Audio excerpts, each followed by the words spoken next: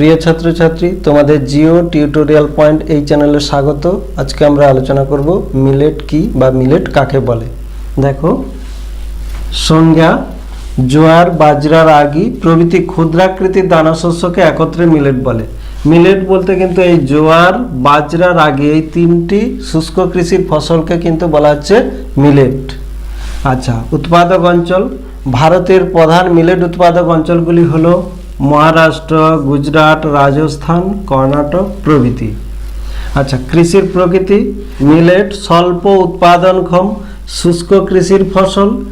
এই কৃষিতে উষ্ণতা কত 30 ডিগ্রি সেন্টিগ্রেড থেকে 40 ডিগ্রি সেন্টিগ্রেড প্রয়োজন হয়। 25 থেকে 50 সেমি বৃষ্টিপাতে এই ফসল ভালো হয়। আচ্ছা, গুরুত্বগুলো দেখো: মিলেট থেকে রুটি তৈরি হয়, আর কি না মিলেটের পরিত্যক্ত অংশ গবাদি পশুর জন্য আদর্শ বা গবাদি পশুর আদর্শ খাদ্য। আজকে আমরা আলোচনা করব জীবিকা সত্তাভিত্তিক কৃষি বা নিবিড় জীবিকা সত্তাভিত্তিক কৃষি। দেখো, সংজ্ঞা: সম্পূর্ণরূপে প্রকৃতির উপর নির্ভর করে মনুষ্য শ্রমের বিনিময়ে পারিবারিক বা সামান্য স্থানীয় চাহিদা মেটাতে যে কৃষিকাজ করা হয় তাকে জীবিকা সত্তাভিত্তিক কৃষি বলে। বোঝা গেল? অবস্থান: দক্ষিণ পূর্ব এশিয়ায়, মূলত কি না ভারত, বাংলাদেশ, পাকিস্তান, চীন প্রভৃতি দেশে এই কৃষির প্রাধান্য রয়েছে। আচ্ছা, কেন একে নিবিড় জীবিকা সত্তাভিত্তিক কৃষি বলা হয় সেটা একটু দেখে নাও। মাথা পিছু জমির পরিমাণ কম হয়, কৃষকেরা নিবিড়ভাবে জমি চাষ করে, তাই একে নিবিড় জীবিকা সত্তাভিত্তিক কৃষি বলা হয়। এই বৈশিষ্ট্যটা দিতে পারো তোমরা। আচ্ছা, 2 নম্বর বৈশিষ্ট্য: এই কৃষির প্রধান ফসল ধান।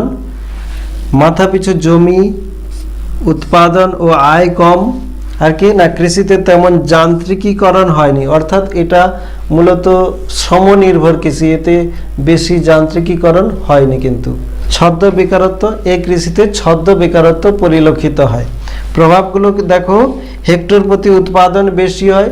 দেখো, হেক্টর প্রতি উৎপাদন বেশি কিন্তু মাথা পিছু উৎপাদন কম।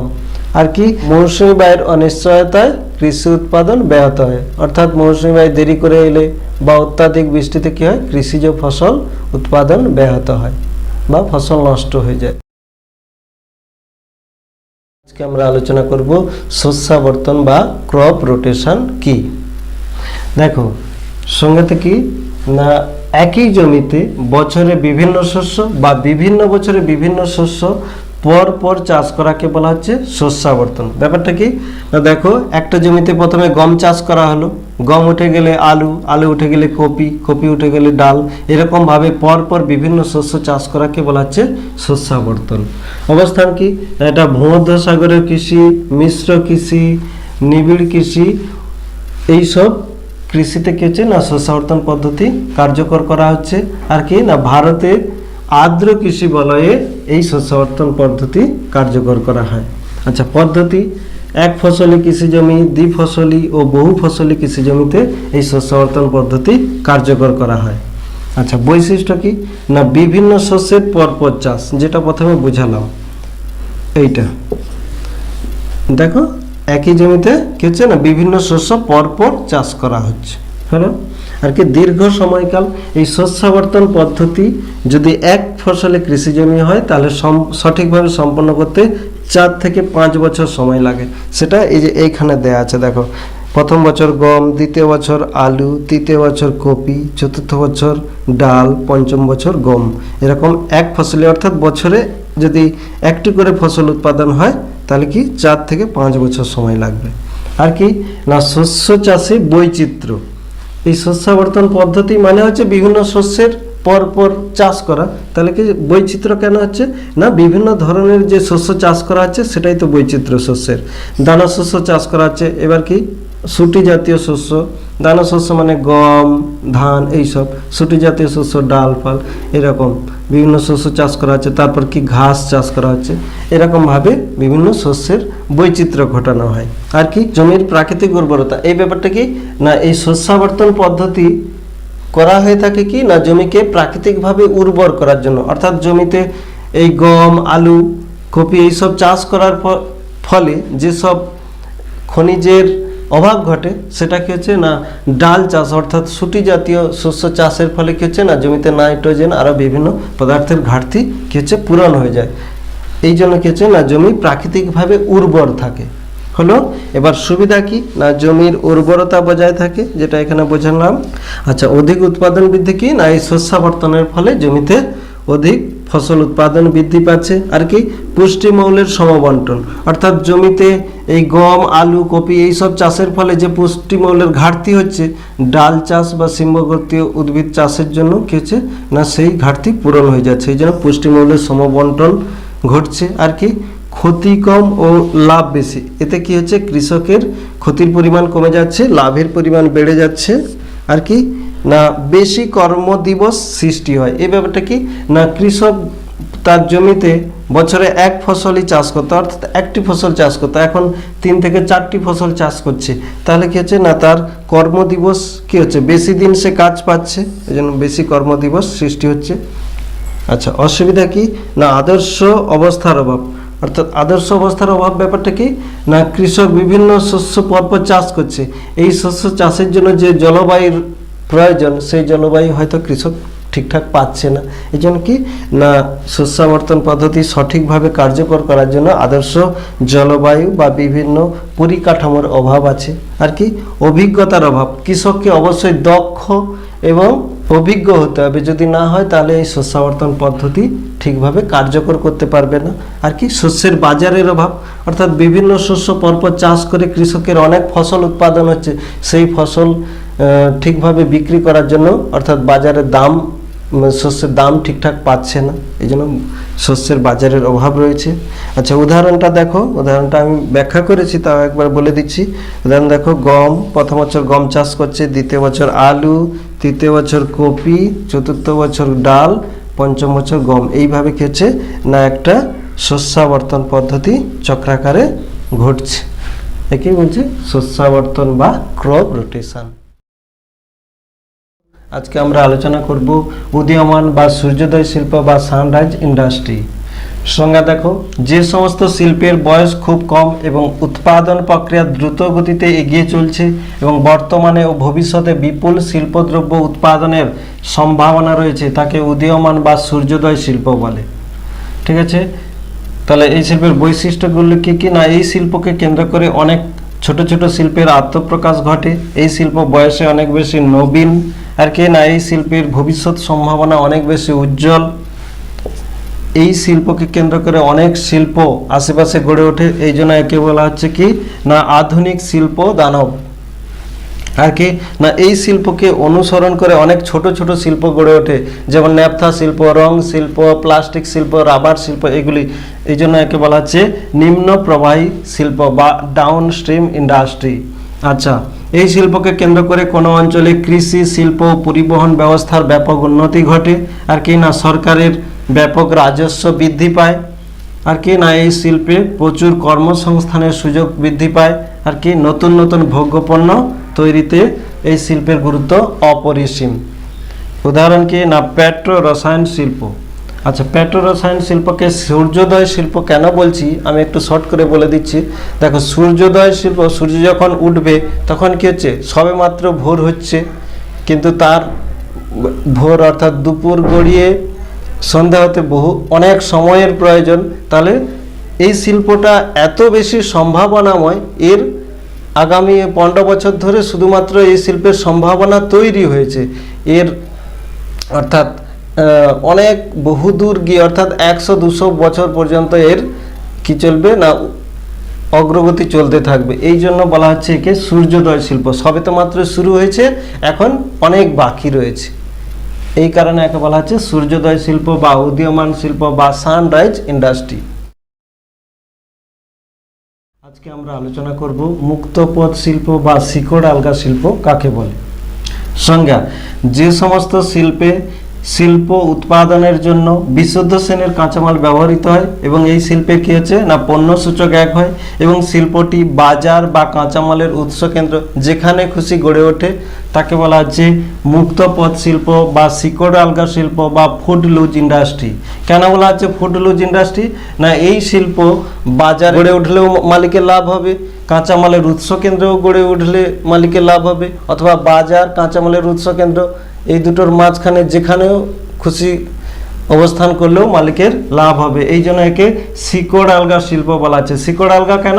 না এই শিল্প কোনো নির্দিষ্ট জায়গায় গড়ে উঠবে তার কোনো মানে নেই।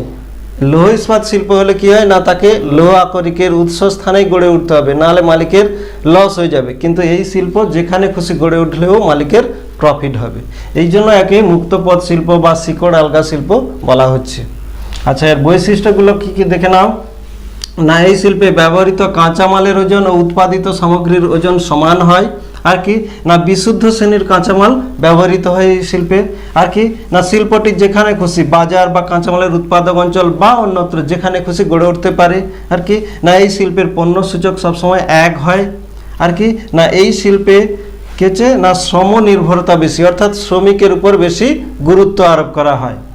আর কি উদাহরণ কি না মুক্তপথ শিল্প বা শিকড় আলগা শিল্পের উদাহরণ কি না বস্ত্র বয়ন শিল্প, পশম শিল্প প্রভৃতি।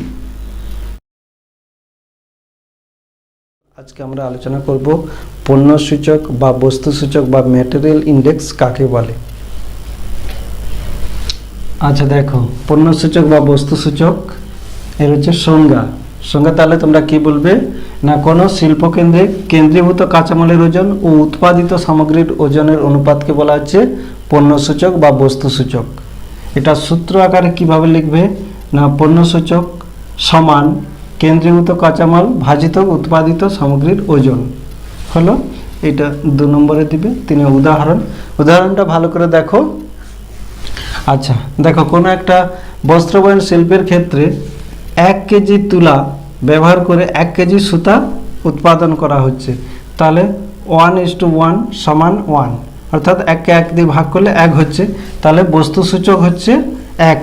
তাহলে বস্তু সূচক যদি 1 বা 1-এর কম হয় তাহলে সেটা কি হবে না বিশুদ্ধ কাঁচামাল হবে। আর লৌহ ইস্পাত শিল্পকেন্দ্রে কি হচ্ছে দেখো না 3 টন লৌহ আকরিক ব্যবহার করে 1 টন লৌহ ইস্পাত উৎপাদন করা হচ্ছে। তাহলে কত হবে না 3:1। তাহলে 3কে 1 দিয়ে ভাগ করলে কত হবে 3 হবে। তাহলে দেখো ম্যাটেরিয়াল ইন্ডেক্স বা বস্তু সূচক হলো 3। বস্তু সূচক যখন 1-এর বেশি হবে তখন কি হবে না অবিশুদ্ধ কাঁচামাল হবে। এই ব্যাপারটা একটু মনে রাখবে। তাহলে বস্তু সূচক 1 বা 1-এর কম হলে বিশুদ্ধ কাঁচামাল, আর 1-এর বেশি হলেই অবিশুদ্ধ কাঁচামাল। ঠিক আছে। আচ্ছা উদাহরণ হলো, আচ্ছা ধারণাটা এই পণ্য সূচক এর ধারণা কে দেন তোমরা এটা যদি পারো আমাকে কমেন্ট করে জানাও, নাহলে আমি ক্লাসের শেষে অবশ্যই তোমাদেরকে বলে দেব। আচ্ছা বৈশিষ্ট্য দেখো, বিশুদ্ধ শ্রেণীর কাঁচামাল হলে পণ্য সূচক 1 হয়। আমি এক্ষুনি বলেছিলাম। দেখো এইটা বিশুদ্ধ শ্রেণীর কাঁচামাল হলে পণ্য সূচক 1 হবে বা 1-এর কম হবে। অবিশুদ্ধ শ্রেণীর কাঁচামাল হলে পণ্য সূচক 1-এর বেশি হয়। দেখো এটা দিয়ে তীর চিহ্ন দিয়ে দেখানো আছে। আচ্ছা পণ্য সূচক 1 হলে শিল্পকেন্দ্রটি কাঁচামালের উৎস বা বাজার যে কোনো স্থানে গড়ে উঠবে।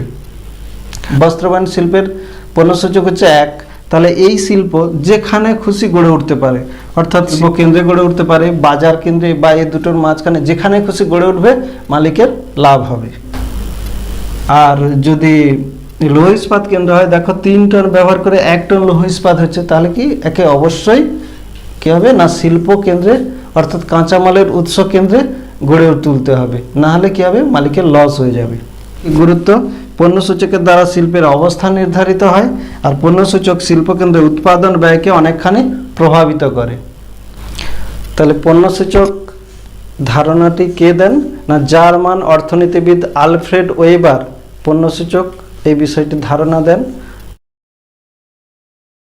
আজকে আমরা আলোচনা করব আদমশুমারি বা জনগণনা বা সেন্সাস কি। সাধারণ অর্থ। আচ্ছা আদমশুমারি কথাটা দুটো কথার সম্মেলনে তৈরি হয়েছে, আদম আর শুমারি। এই আদম কথার অর্থ হচ্ছে জনগণ এবং শুমারি কথার অর্থ হচ্ছে গণনা। তাই আদমশুমারির অর্থ কি? জনগণনা বা জনসংখ্যা গণনা হলো। আচ্ছা, সংজ্ঞা। আদমশুমারি হলো কোনো নির্দিষ্ট সময়ে কোনো নির্দিষ্ট দেশ বা দেশের এলাকার সকল ব্যক্তির জনসংখ্যাতাত্ত্বিক, আর্থিক এবং সামাজিক তথ্য সংগ্রহ, সংকলন, মূল্যায়ন, বিশ্লেষণ এবং প্রকাশনার একটি সামগ্রিক প্রক্রিয়া। ডক্টর হান্সরাজ। বৈশিষ্ট্য: দেশের প্রতিটি লোককে পৃথকভাবে গণনা করা হয়। এই আদমশুমারিতে প্রত্যেকটা ব্যক্তির পৃথক পৃথক তথ্য সংগ্রহ করা হয়। ঠিক আছে। প্রত্যেক ব্যক্তির বৈশিষ্ট্য পৃথকভাবে লিপিবদ্ধ করা হয়। ব্যক্তির বৈশিষ্ট্যগুলি যেমন কি লিঙ্গ, বিবাহ, বয়স, ধর্ম, সাক্ষরতা, পেশা, তার যদি চাকরি করে তার বেতনের পরিমাণ, তার সম্পত্তির পরিমাণ, তার জমির পরিমাণ, আরও বিভিন্ন তথ্য সংগ্রহ করা হয় এই আদমশুমারি বা জনগণনা বা সেন্সাসে। আচ্ছা, সুনির্দিষ্ট সময় অন্তর এই জনগণনা করা হয়। সেটা ভারতের ক্ষেত্রে কত? 10 বছর অন্তর করা হয়। শেষ কত সালে হয়েছে? 2011 সালে। আবার কত সালে হওয়ার কথা? 2021 সালে, কিন্তু এখনো পর্যন্ত শুরু হয়নি। আচ্ছা, সেন্সাস বা জনগণনার তথ্য প্রত্যক্ষ ও পরোক্ষ উভয় পদ্ধতিতে সংগ্রহ করা হয়। এই দুটো পদ্ধতিকে, প্রত্যক্ষ মানে হচ্ছে বাড়ি বাড়ি গিয়ে সার্ভে করে তথ্য সংগ্রহ করা, আর পরোক্ষ হচ্ছে কি না বিভিন্ন অফিস থেকে তথ্য সংগ্রহ করা। আচ্ছা, এর উদ্দেশ্যগুলো কি কি? অর্থনৈতিক উদ্দেশ্য কি না দেশের মানুষের আর্থিক বিকাশ কিভাবে হয়েছে সেটা এই তথ্য থেকে আমরা, অর্থাৎ আদমশুমারি থেকে আমরা জানতে পারবো বা সরকার তার তথ্য সংগ্রহ করতে পারবে। আর কি না শিক্ষা ও জনস্বাস্থ্য নীতি প্রণয়ন। সরকার এই আদমশুমারি তথ্য থেকে শিক্ষা সংক্রান্ত এবং জনস্বাস্থ্য নীতি প্রণয়ন পরবর্তীকালে কি হতে পারে সেটা নির্ধারণ করবে। গৃহায়ন নীতি প্রণয়ন, এই ব্যাপারটা কি না দেশের কত পার্সেন্ট কাঁচা বাড়ি, কত পার্সেন্ট পাকা বাড়ি, কত পার্সেন্ট সেমি পাকা বাড়ি, সেগুলো সরকার তথ্য সংগ্রহ করার ফলে কি হবে না পরবর্তী গৃহায়ন অর্থাৎ আবাস যোজনা কিভাবে হবে সেই নীতি নির্ধারণ করা যাবে। আর কি না সাংস্কৃতিক বিষয়ে সহায়তা, মানুষকে বিভিন্ন সাংস্কৃতিক বিষয়ে সহায়তা প্রদান করতে পারবে সরকার থেকে। আর কি না বহির্গমন এবং বহিরাগমন নীতি প্রণয়ন, এই ব্যাপারটা একটু ভালো করে বোঝো। বহির্গমন মানে দেশ থেকে বিদেশে যাওয়া, আর বহিরাগমন হচ্ছে বিদেশ থেকে আমাদের দেশে আসা। এই দুটো নীতি, বহির্গমন ও বহিরাগমন, এই দুটো নীতি কিভাবে হবে সেই সংক্রান্ত নীতি প্রণয়ন করতে পারবে এই আদমশুমারির তথ্য থেকে। গুরুত্ব: পরবর্তী খাদ্যনীতি কি হবে সরকার এই জনগণনা তথ্য থেকে নির্ধারণ করতে পারবে। জনসংখ্যা নীতি নির্ধারণ করতে পারবে, অর্থাৎ 2 চাইল্ড পলিসি ভারত সরকারের আছে, এইটাকে আরও জোরদার করা হচ্ছে, এই নীতি থাকবে না চেঞ্জ হবে সেটা এই তথ্য থেকে সরকার ডিসিশন নিতে পারবে। আর কি বিভিন্ন স্বাস্থ্য নীতি প্রণয়ন করতে পারবে, উন্নয়নমূলক পরিকল্পনা নিতে পারবে সরকার। নিয়োগ নীতি নির্ধারণ, এই ব্যাপারটা কি না সরকার কোন খাতে কত টাকা খরচ করবে সেই অনুযায়ী কোন খাতে কত মানুষকে চাকরি দিতে পারবে সেই সংক্রান্ত নীতি নির্ধারণ করতে পারবে এই জনগণনা বা সেন্সাস ডাটা থেকে। আজকে আমরা আলোচনা করব জনসংখ্যা অভিক্ষেপ কাকে বলে। জনসংখ্যা অভিক্ষেপ কাকে বলে না কোনো একটা দেশে বা বিশ্বে বর্তমান জনসংখ্যার গতি প্রকৃতি পর্যালোচনা করে ভবিষ্যৎ জনসংখ্যা সম্পর্কে আগাম পূর্বাভাস দেয়াকে বলা হচ্ছে জনসংখ্যা অভিক্ষেপ। আবার একবার বলছি, কোনো দেশের হতে পারে বা বিশ্বের হতে পারে, কি হচ্ছে না বর্তমান জনসংখ্যার গতি প্রকৃতি পর্যালোচনা করে ভবিষ্যতে জনসংখ্যা কীরকম হতে পারে সেই আগাম যে পূর্বাভাস দেয়া তাকেই বলছি জনসংখ্যা অভিক্ষেপ। আচ্ছা, বৈশিষ্ট্য কি? জনসংখ্যাজনিত সমস্যা সম্পর্কে ধারণা জন্মে। আর কি না সামাজিক ও অর্থনৈতিক অবস্থা বিচার করে এটা নির্ণয় করা হয়, অর্থাৎ বর্তমানের সমাজে কীরকম হচ্ছে, অর্থনীতি কীরকম চলছে, সব কিছু এটার মধ্যে বিচার বিশ্লেষণ করে ভবিষ্যতে অনুমান করা হয়। আচ্ছা, ইহা কিছুটা অনুমান ভিত্তিক, কিছুটা মানে বেশিরভাগটাই অনুমানের উপর নির্ভরশীল।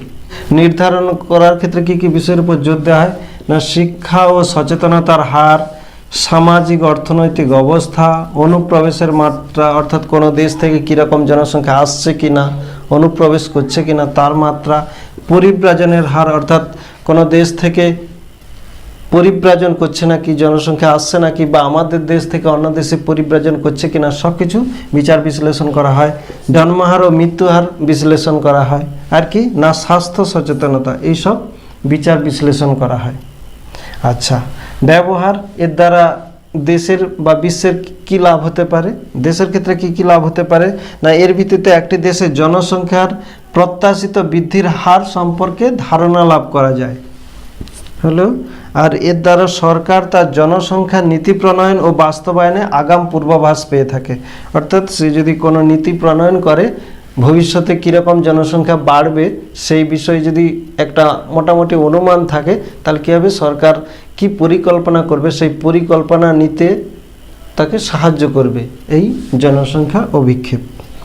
আর কি না প্রত্যাশিত জন্মহার ও মৃত্যুহারের ভিত্তিতে কোনো দেশের সরকারের পক্ষে জনস্বাস্থ্য পরিকল্পনা প্রণয়ন করা।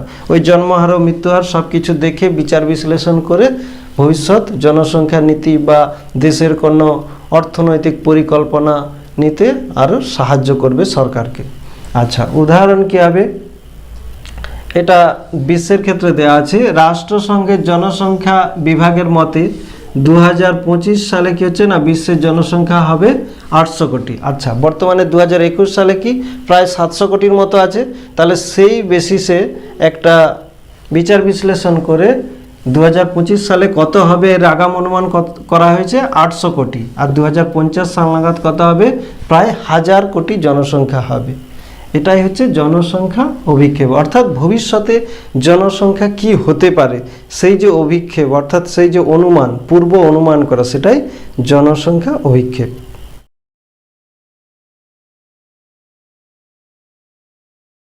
আজকে আলোচনা করব জনস্বল্পতা বা আন্ডার পপুলেশন কাকে বলে। জনস্বল্পতা কাকে বলে? না কোনো একটি দেশে সম্পদের তুলনায় যদি জনসংখ্যা কম হয় তাকে বলছি জনস্বল্পতা। অন্যভাবে বললে কোনো একটা দেশে কাম্য জনসংখ্যার তুলনায় যদি জনসংখ্যা কম হয় তখন তাকে বলছি জনস্বল্পতা। আচ্ছা, এর বৈশিষ্ট্যগুলি কি কি? না কোনো একটা দেশে যখন সম্পদের থেকে জনসংখ্যা কম হবে তখন কি হবে, না দেশের সম্পদের সর্বোত্তম ব্যবহার হবে না, অর্থাৎ একটা সম্পদকে যতভাবে ব্যবহার করা যায় সেটা হবে না, সর্বোত্তম ব্যবহার হবে না। সম্পদের অপচয় ঘটবে, অর্থাৎ মানুষের মাথা পিছু অনেক বেশি সম্পদ, তখন কি হবে, মানুষ যথেচ্ছভাবে সম্পদকে অপচয় করবে। জনপ্রতি উৎপাদন কম, দেশের সম্পদের উৎপাদন কমে যাবে মাথা পিছু। কিছু সম্পদ কি হবে, অব্যবহৃত থেকে যাবে, অর্থাৎ একজনের মাথা পিছু হয়তো 20 বিঘা জমি, সে হয়তো 10 বিঘা চাষ করবে আর 10 বিঘা চাষ করবে না, তাহলে কি হবে, না অব্যবহৃত থেকে যাবে বাকি 10 বিঘা। আর কি শ্রমশক্তির অভাব, দেশের শ্রমশক্তির অভাব দেখা দেবে। আর কি না সম্পদের যেহেতু যথেচ্ছ পরিমাণে ব্যবহার হবে, অপচয় হবে, তখন কি হবে, আর পরিকাঠামোগত সমস্যার কারণে কি হবে, না পরিবেশ দূষণ বৃদ্ধি পাবে। এগুলো হলো জনস্বল্পতার বৈশিষ্ট্য। তারপর হচ্ছে প্রকারভেদ। জনস্বল্পতার দুটি প্রকার রয়েছে, একটা হচ্ছে চরম জনস্বল্পতা আর একটা হচ্ছে আপেক্ষিক জনস্বল্পতা। এটা পরবর্তীকালে যদি সময় হয় তখন আমি এই চরম আর আপেক্ষিক জনস্বল্পতা সম্বন্ধে পরে ডিসকাস করব। আচ্ছা, জনস্বল্পতা, একটা দেশে জনস্বল্পতা কি কারণে সৃষ্টি হতে পারে? কারণ কি না ওই দেশে যদি জন্মহার কমে যায়, জন্মহার কমে গেলে, আর কি স্ত্রী শিক্ষার প্রসার ঘটলে, অর্থাৎ মহিলা শিক্ষার প্রসার হয়েছে, অর্থাৎ মেয়েরা বেশি বয়সে বিবাহ করবে। আর কি সামাজিক সচেতনতা বৃদ্ধি, অর্থাৎ সমাজে নারী পুরুষ উভয়ে শিক্ষিত, তাহলে কি হবে, একটা সচেতনতা বৃদ্ধি পাওয়ার কারণে কি হচ্ছে, না জন্মহার কমে যাবে। আর কি পরিবার পরিকল্পনার প্রভাব, পরিবার পরিকল্পনার প্রভাবটা কি না কোনো একটা দেশ, ওই কোনো একটা দেশে যখন পরিবার পরিকল্পনা হবে অর্থাৎ তারা কি হবে না পরিবার পিছু এক শিশু বা দুজন শিশু নেবে, তার বেশি নেবে না। এটা হচ্ছে এই কারণেও দেশে জন্মহার কমবে এবং কি হবে না জনস্বল্পতা সৃষ্টি হবে। বহু বিবাহ রদ, অর্থাৎ সরকারের নিয়ম বা বিভিন্ন কারণে সমাজে যখন বহু বিবাহ রদ হয়ে যাবে তখনও কি হবে না এই জনস্বল্পতা সৃষ্টি হতে পারে। আর কি শিক্ষার প্রসার, অর্থাৎ দেশের সার্বিক শিক্ষার প্রসার ঘটলে এই কন্ডিশন সৃষ্টি হতে পারে। আর কি সরকারি নীতি, সরকারি নীতির কারণেও, সরকারের নীতি হয়তো আছে 2 চাইল্ড পলিসি, 2 সন্তান নীতি, তার বেশি মানুষ সন্তান নিতে পারবে না। কেউ চাইলেও, কারোর হয়তো প্রথমে 2 মেয়ে হয়েছে, সে আর এক সন্তান চায় কিন্তু তখন পারবে না। এই সব কারণে হচ্ছে জনস্বল্পতা সৃষ্টি হতে পারে। আচ্ছা, এই প্রসঙ্গে বলে রাখি, চীনে হচ্ছে 2020 সালের আগে চীনে কি হয়েছিল না 1 চাইল্ড পলিসি ছিল। সেখানে যদি কোনো ব্যক্তির যমজ সন্তান হয়ে থাকে তাহলে কি হবে, সে প্রথম সন্তানকে সরকারি সমস্ত সুযোগ সুবিধা দিতে পারবে, দ্বিতীয় সন্তান সমস্ত সরকারি সুযোগ সুবিধা থেকে বঞ্চিত হবে। সেরকম একটা সরকারের নীতিই পারে একটা দেশে জনস্বল্পতা বা জনাধিক্য সৃষ্টি করতে। আচ্ছা, এই জনস্বল্পতার কারণে কি কি দেশে সমস্যা বা প্রভাব পড়তে পারে না সম্পদের আংশিক ব্যবহার হবে, শ্রমশক্তির অভাব হবে, অর্থাৎ দেশে যতজন শ্রমিক দরকার তার ঘাটতি দেখা দিবে, সার্বিক বিকাশ ব্যাহত হবে দেশের। আর কি না চাহিদার অভাব দেখা দিবে, অর্থাৎ একটা দেশে জনসংখ্যা কম সম্পদ বেশি, তাহলে কি হবে না মানুষের মাথা পিছু সম্পদের চাহিদা কম, অর্থাৎ সম্পদের চাহিদার অভাব দেখা দিবে, সম্পদ উৎপাদন কম হবে।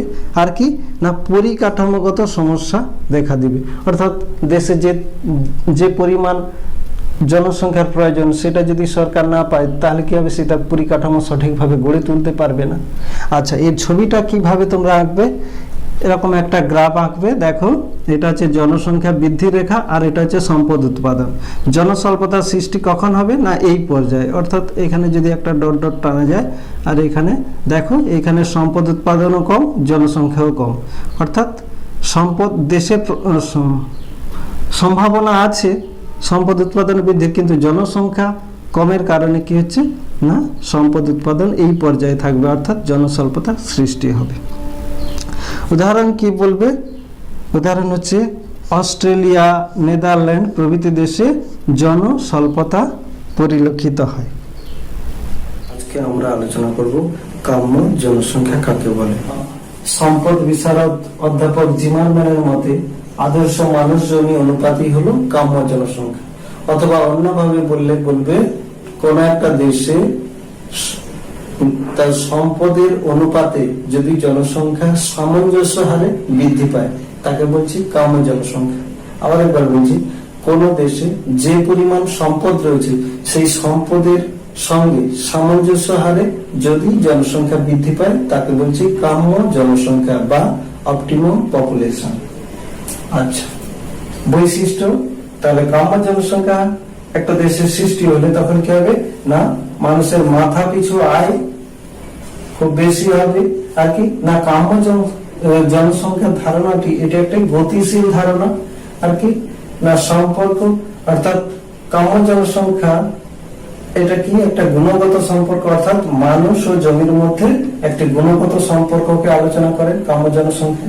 আর কি না দেশের সম্পদের সর্বাধিক ব্যবহার হয়, অর্থাৎ একটা দেশের সম্পদকে বিভিন্ন ভাবে যতটা পারে ব্যবহার করার চেষ্টা করা হয়। আর কি না এই অবস্থায় দেশের অর্থনৈতিক উন্নয়ন সব থেকে বেশি হয়।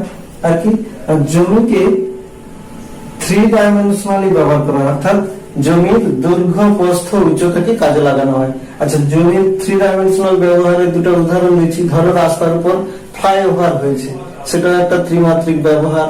আবার কোথাও একটা বড় ফ্ল্যাট তৈরি করা হয়েছে, তাহলে উচ্চতাকে কাজে লাগিয়ে দৈর্ঘ্য প্রস্থ উচ্চতা অর্থাৎ 3টে দিককে কাজে লাগানো হয়েছে, সেটাই ত্রিমাত্রিক ব্যবহার।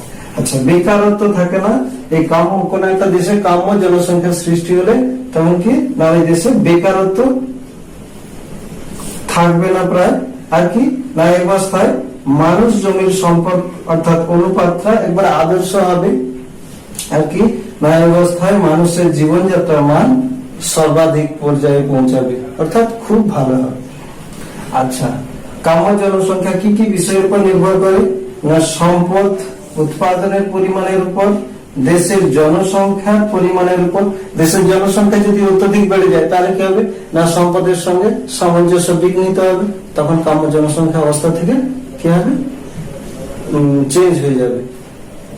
আর কি না জমির কার্যকারিতার উপর, জমির কার্যকারিতার উপরও কাম্য জনসংখ্যা নির্ভর করে। আর কি সাংস্কৃতিক উন্নতির উপর, অর্থাৎ দেশে যে বিভিন্ন সাংস্কৃতিক অর্থাৎ গবেষণা আরো বিভিন্ন নিত্য নতুন আবিষ্কার, তার জন্য এই কাম্য জনসংখ্যা ব্যাপারটা নির্ভরশীল।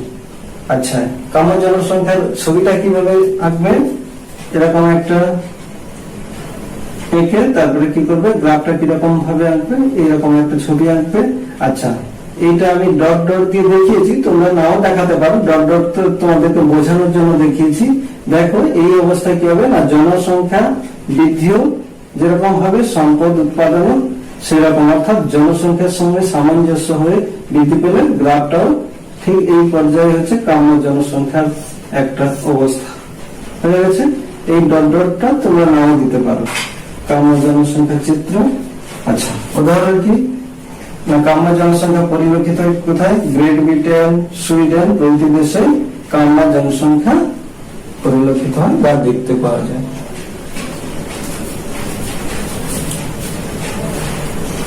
আমি একটা মোটামুটি বোঝানোর চেষ্টা করলাম। তোমাদের যদি এই বোর্ডের লেখা দেখতে কোনো সমস্যা হচ্ছে, বুঝতে পারছো কিনা আমাকে কমেন্ট করে জানাবে, আমি অবশ্যই সংশোধন করার চেষ্টা করব। আর যদি কোনো নতুন কিছু জানতে চাও, অর্থাৎ তোমাদের কোনো একটা বিষয় বুঝতে পারছো না, আমাকে কমেন্ট করে জানাবে, আমি অবশ্যই ভিডিওর মাধ্যমে উত্তর দেওয়ার চেষ্টা করব। আজকের আলোচ্য বিষয় জনাকীর্ণতা বা জনাধিক্য বা ওভার পপুলেশন কি। সঙ্গেতে কি লিখবে না কোনো একটি দেশে সম্পদের তুলনায় যদি জনসংখ্যা অত্যধিক হারে বৃদ্ধি পায় তখন তাকে বলা হচ্ছে জনাধিক্য বা জনাকীর্ণতা। অন্যভাবে বললে কাম্য জনসংখ্যার থেকে যদি ওই দেশে জনসংখ্যার পরিমাণ বৃদ্ধি পায় তাহলে তাকে জনাকীর্ণতা বলছি। বৈশিষ্ট্যগুলো কি কি? না এই অবস্থায় কি হবে না দেশের মানুষের মাথা পিছু আয় কমে যাবে। এই অবস্থায় জীবনযাত্রার মান কি হবে? নিম্নমুখী হতে থাকবে। এই অবস্থায় কি হবে? জনসংখ্যা অত্যধিক হারে বৃদ্ধি পাবে। আর কি না সম্পদ কি হবে না জনসংখ্যার তুলনায় সম্পদের পরিমাণ কম হবে। কি না কার্যকর জমির থেকে কার্যকর জনসংখ্যা অনেক বেশি হবে। আর কি না কাম্য জনসংখ্যা, কোনো একটা দেশে কাম্য জনসংখ্যা অবস্থা থাকলে সেই দেশে যে পরিমাণ জনসংখ্যা থাকে তার থেকে যদি জনসংখ্যা বেড়ে যায় তখন তাকে জনাকীর্ণতা বলছি। অর্থাৎ কাম্য জনসংখ্যার থেকে জনসংখ্যা অনেক বেড়ে যাবে। প্রকারভেদ, এর দুটো প্রকারভেদ কি না পরম জনাকীর্ণতা, আরেকটা হচ্ছে আপেক্ষিক জনাকীর্ণতা। আচ্ছা, এই অবস্থাটা দেখো, অর্থাৎ জনসংখ্যা বৃদ্ধি আর সম্পদ উৎপাদন। এই অবস্থায় কী হবে না জনসংখ্যা অত্যধিক হারে বৃদ্ধি পেয়ে গেছে, সম্পদ উৎপাদন কী হবে না কাম্য জনসংখ্যা অবস্থায় সম্পদ উৎপাদন যে ঊর্ধ্বমুখী ছিল তার থেকে কী হবে না জনাধিক্য অবস্থায় বা জনাকীর্ণতায় সম্পদের উৎপাদন কমে যাবে, নিম্নমুখী হতে থাকবে। আর কি প্রভাব কি না এই জনাকীর্ণতা অবস্থায় কী হবে নিম্ন জীবনযাত্রার মান, অর্থাৎ মানুষের জীবনযাত্রার মান নিম্নমুখী হবে। কী হবে? অনাহার ও অপুষ্টি আরও বৃদ্ধি পাবে, বাসস্থানের ঘাটতি দেখা দিবে, বেকারত্ব বৃদ্ধি পাবে, সমাজে দেশে বেকারত্ব বৃদ্ধি পাবে। আর কি না পরিকাঠামোগত সমস্যা, অর্থাৎ কোনো একটা দেশে যখন জনাকীর্ণতা অবস্থা দেখা দিবে তখন কী হবে না সেই দেশে বিদ্যুতের চাহিদা বেড়ে যাবে, পানীয় জলের চাহিদা বাড়বে।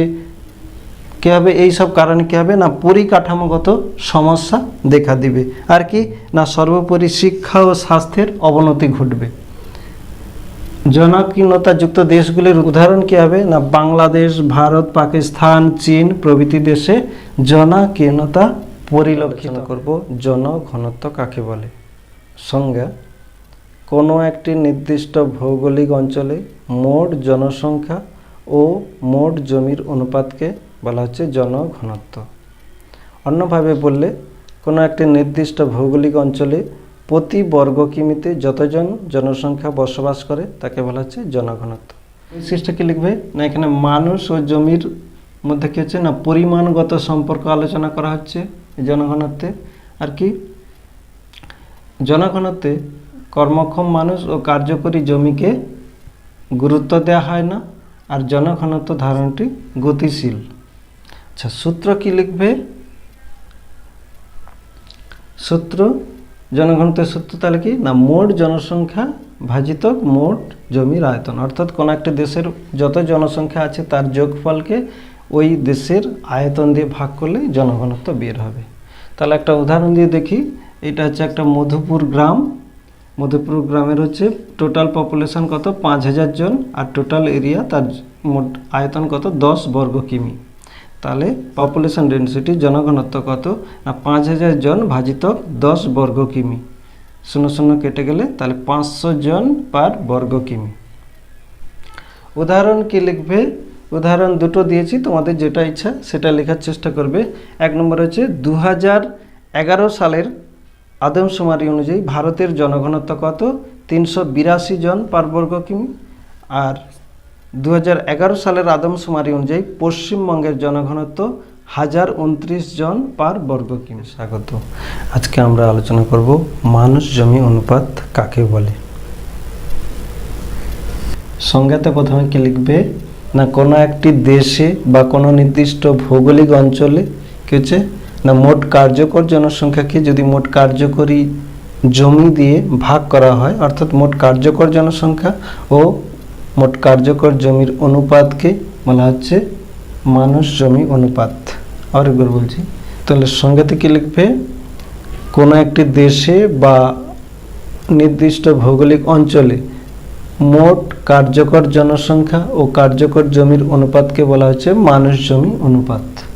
বৈশিষ্ট্য কি করবে? বৈশিষ্ট্য 1 নম্বরে না মানুষ জমি অনুপাত হচ্ছে কি না মানুষ ও জমির মধ্যে একটি গুণগত সম্পর্ককে আলোচনা করে, অর্থাৎ কোনো একটি দেশের কার্যকর জমির উপর জনসংখ্যার চাপ কীরকম সেটা মানুষ জমি অনুপাত থেকে জানা যায়। মানুষ জমি অনুপাত থেকে কী হচ্ছে না ওই দেশের মানুষের জীবনযাত্রার মান কীরকম সে সম্পর্কেও একটি সঠিক ধারণা পাওয়া যায়। তারপর কি না মানুষ জমি অনুপাত থেকে একটি দেশের কাম্য জনসংখ্যা সম্পর্কে সঠিক অর্থাৎ একটা ধারণা পেতে পারি। আর কি না মানুষ জমি অনুপাতে জমিকে কি করছে ত্রিমাত্রিক হিসাবে ধরা হয়, অর্থাৎ জমির দৈর্ঘ্য প্রস্থ উচ্চতা হলো। এবার মানুষ জমি অনুপাতের সূত্র কি না মানুষ জমি অনুপাত সমান মোট জনসংখ্যা তাদের কর্মদক্ষতা ও সংস্কৃতিকে কি করছে না মোট কার্যকর জমি দিয়ে ভাগ করলে যেটা পাওয়া যায় সেটা হচ্ছে মানুষ জমি অনুপাত। উদাহরণটা কি করবে? উদাহরণ কি লিখবে না 2001 সালের আদমশুমারি অনুযায়ী ভারতে মানুষ জমির অনুপাত কত 428 জন পার বর্গ কিমি।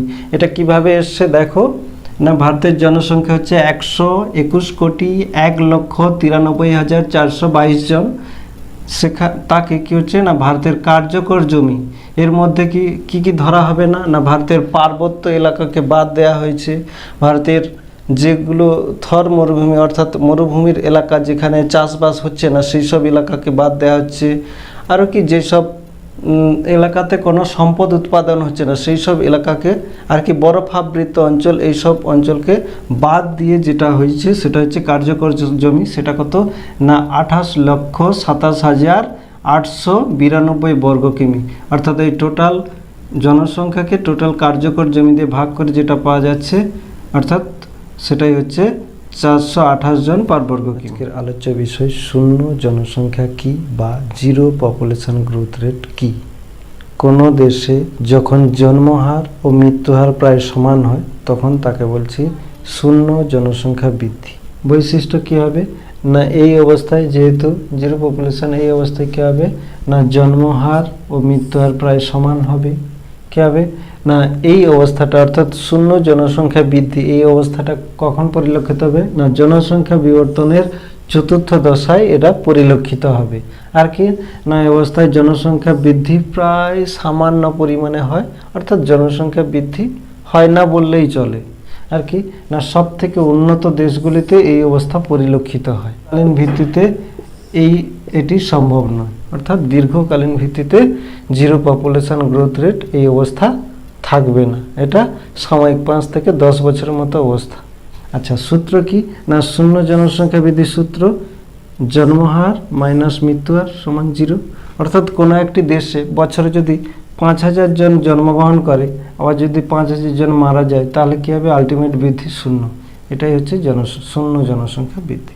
আচ্ছা, সমস্যা, এর ফলে কি কি সমস্যা দেখা যেতে পারে না সম্পদের অপূর্ণ ব্যবহার, ওই দেশটাতে যে যত সম্পদ আছে তার সঠিক ব্যবহার হবে না, অর্থাৎ অপূর্ণ ব্যবহার, সম্পদের সঠিক ব্যবহার হবে না। কি কর্মী ঘাটতি ঘটবে, কৃষি, শিক্ষা, শিল্প, চিকিৎসা সব ক্ষেত্রে কর্মীর ঘাটতি দেখা দেবে। কি দেশের সার্বিক বিকাশ ব্যাহত হবে।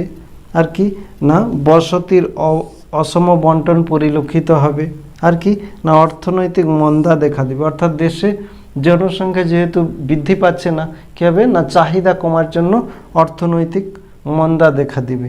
আর কি না পরিকাঠামোগত সমস্যা পরিলক্ষিত হবে। উদাহরণ ব্রিটিশ যুক্তরাজ্য 0.1%, সুইজারল্যান্ড 0.2%, অস্ট্রিয়া 0.2%, জার্মানি 0.2%।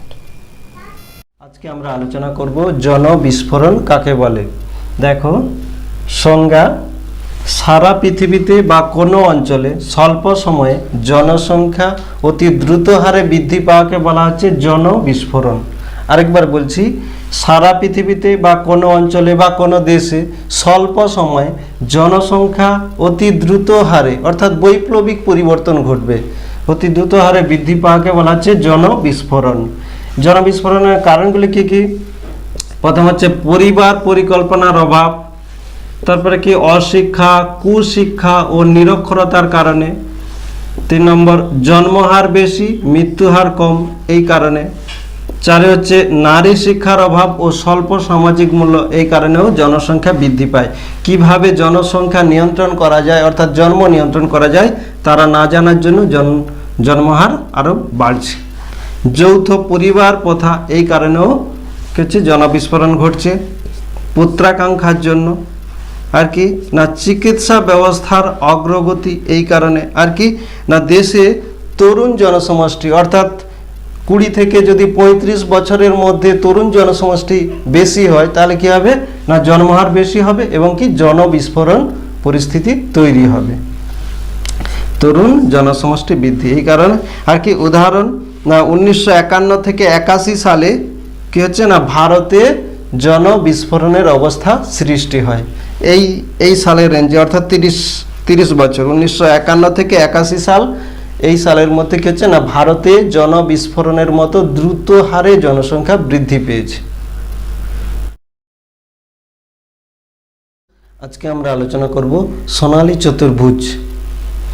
দেখো, সংজ্ঞা, 1999 সালে 2রা January national highway authority of India ব্র্যাকেটে NHAI ভারতের বৃহত্তম 4 মহানগর যেমন কি দিল্লি, মুম্বাই, চেন্নাই ও কলকাতাকে দ্রুতগামী সড়ক পথ দ্বারা যুক্ত করার যে পরিকল্পনা করে তাকেই বলছে সোনালী চতুর্ভুজ, গোল্ডেন কোয়াড্রিল্যাটেরাল। আচ্ছা, মোট সড়ক পথের দৈর্ঘ্য কত না 5846 কিমি।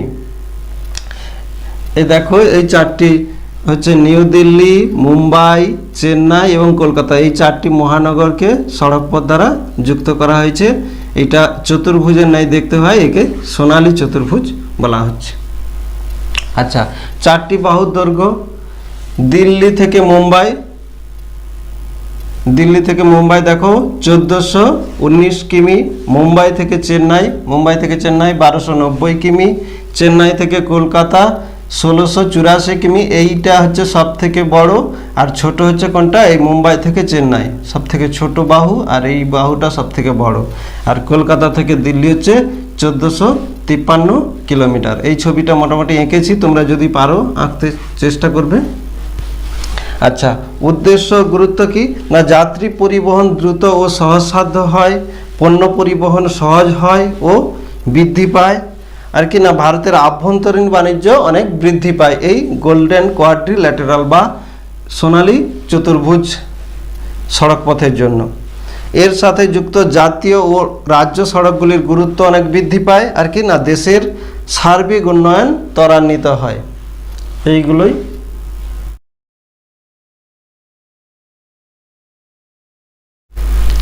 Many thanks dear student.